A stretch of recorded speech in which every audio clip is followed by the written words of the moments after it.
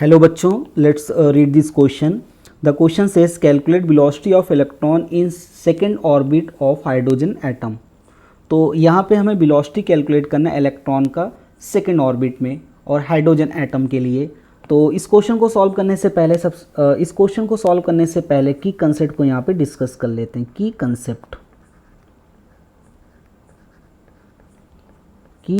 Concept तो की concept में यहाँ पे सबसे पहले कैलकुलेट करते हैं velocity of electron in nth orbit.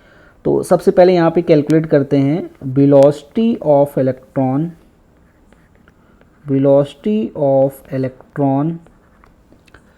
In nth orbit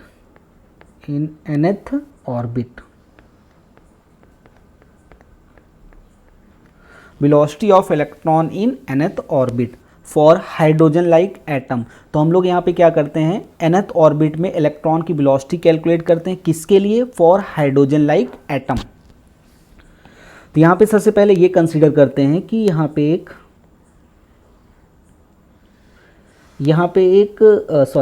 यहाँ पे न्यूक्लियस है और ये हो गया Ze।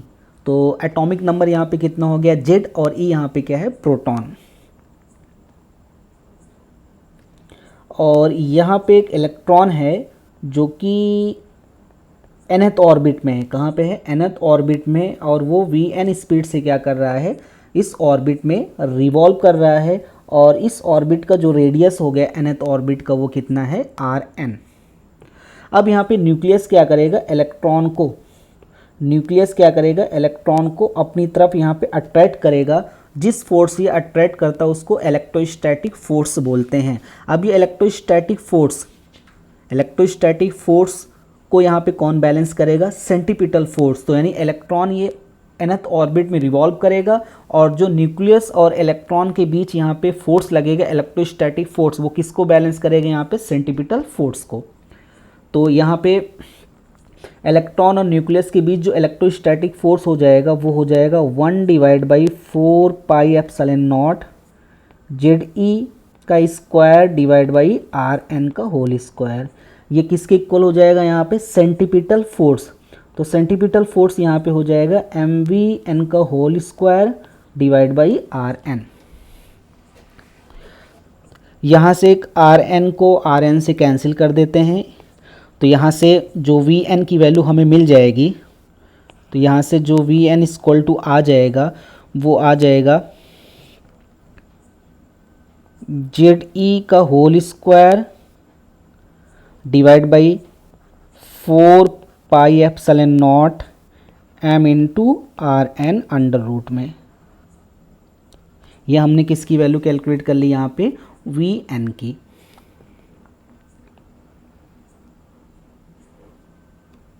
अब यहाँ पे बोर्ड्स का सेकेंड पोस्टुलेट यहाँ पे यूज़ करते हैं।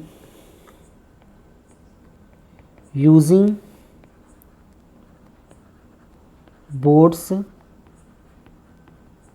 Second postulate,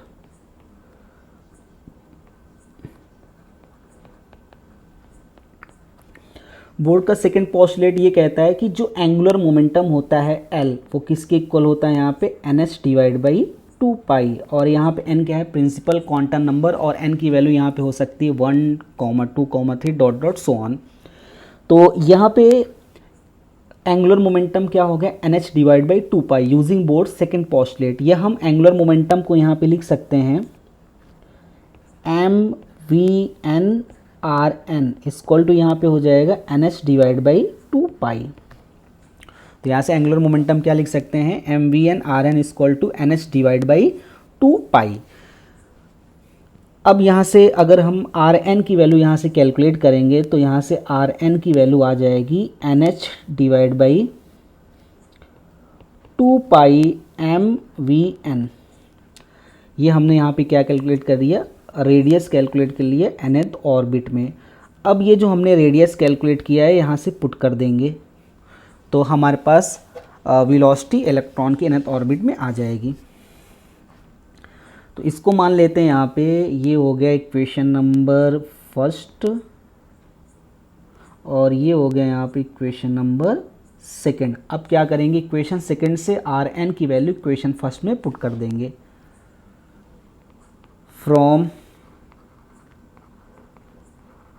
equation first and second, equation first हमारे पास क्या है, V N equal to under root Z E का whole square divide by 4 pi epsilon naught M R N, या वी एन यहाँ पे हो जाएगा जेड ई का whole square divide by 4 pi epsilon naught M. R N की value यहाँ से उठा के पुट कर देंगे। देखो इक्वेशन सेकंड में आर एन की वैल्यू यहाँ पे कितनी है, N H divide by 2 pi M V N. तो ये वैल्यू अगर पुट कर देंगे तो यहाँ से हो जाएगा N H divide by 2 pi M V N, N H divide by 2 pi V N.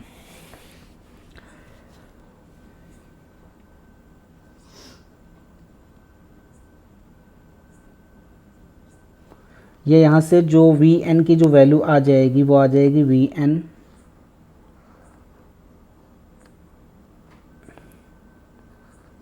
Z E का whole square into 2 pi M V N divide by यहाँ से कितना हो जाएगा 4 pi epsilon naught M N H.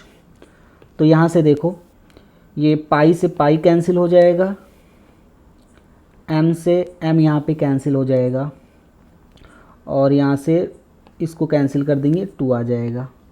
तो यहाँ से हमें जो वी एन की वैल्यू मिल जाएगी वो आ जाएगी V N equal to Z E का whole square V N divide by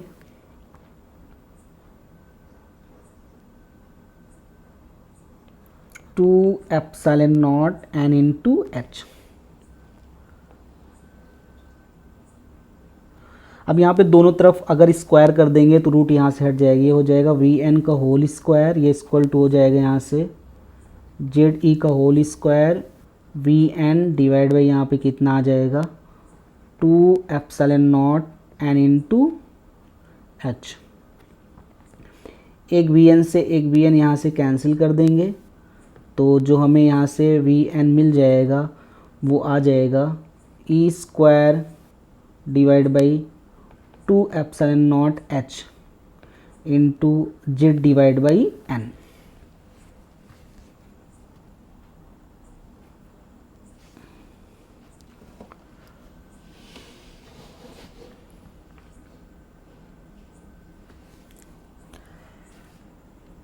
या इसको आगे लिख सकते हैं वी एन इक्वल टू आ जाएगा, यहाँ पे ये जो है E square divide by 2 epsilon naught H, ये कांस्टेंट है। अगर ई की वैल्यू यहाँ से पुट कर दें, एच की वैल्यू और एप्सिलॉन नॉट की वैल्यू पुट कर दें, तो ये आ जाएगा 2.18। कितना आ जाएगा 2.18 इंटू 10 की पावर 6 मीटर पर सेकेंड में आएगा। तो ये हो जाएगा Z divide by N metre पर सेकेंड।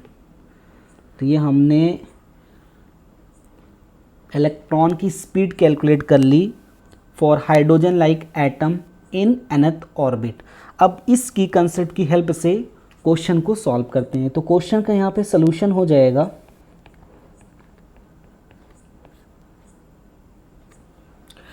तो यहाँ पे क्वेश्चन में ये कह रहा है कि calculate the velocity of electron in second orbit of hydrogen atom. तो हाइड्रोजन एटम के लिए यहाँ पे सेकेंड ऑर्बिट में वेलोसिटी कैलकुलेट करना है। यहाँ पे जो n की वैल्यू यहाँ पे गिवन है वो कितनी है, सेकेंड, यानी यहाँ पे n क्या होता है, प्रिंसिपल क्वांटम नंबर, और n की वैल्यू यहाँ पे है 2। किसके लिए कैलकुलेट करना, हाइड्रोजन। हाइड्रोजन के लिए z की वैल्यू कितनी होती है 1। तो हमारे पास फॉर्मूला है V N equal to 2.18 into 10 की पावर 6 जेड बाई एन। तो जेड की वैल्यू यहाँ से कितनी है 1 और एन की वैल्यू यहाँ से कितनी है 2। तो यहाँ पे जो यहाँ से जो स्पीड आ जाएगी इलेक्ट्रॉन की इन सेकेंड ऑर्बिट, ये हो जाएगा यहाँ से, इसको कैंसिल करेंगे 1.9 इंटू 10 की पावर 6 मीटर पर सेकेंड। ये इलेक्ट्रॉन की स्पीड आ गई सेकेंड ऑर्बिट में। So final answer is velocity of electron in second orbit for hydrogen like atom is equal to 1.9 into 10 की power 6 meter per second. Hope you understood it well. Best of luck.